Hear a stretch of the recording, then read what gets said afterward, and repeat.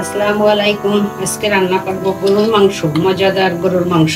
প্রথমে তেল দিয়ে দিলাম, পেঁয়াজ কুচি, পেঁয়াজটা হালকা একটু ভেজে নেব।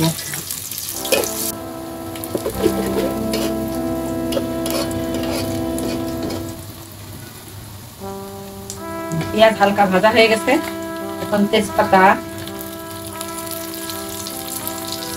দারুচিনি,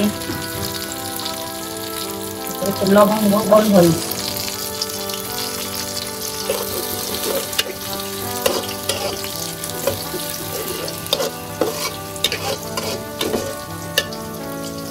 চুলার জাল একটু মিডিয়ামে রেখে মশলাটা কষাবো। এখন দেবো পেঁয়াজ বাটা,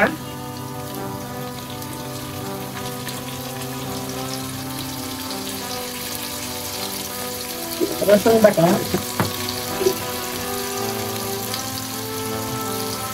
আদা বাটা।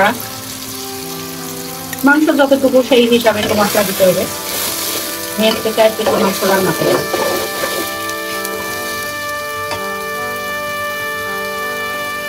পরিমাণ মতো লবণ, মরিচের গুঁড়া,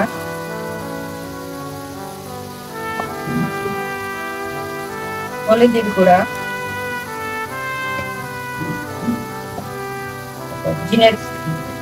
জিরে ধনের গুঁড়া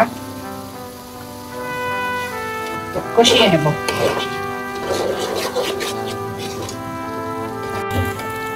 ভালো মতো কষিয়ে নিতে হবে।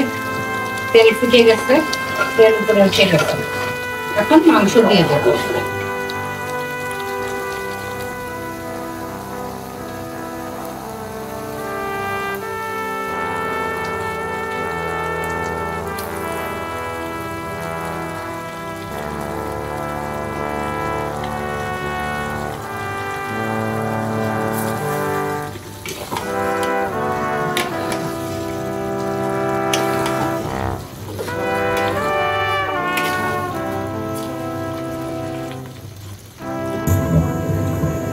এখন মাংসটা রান্না হয়ে গেছে, নামিয়ে দেব।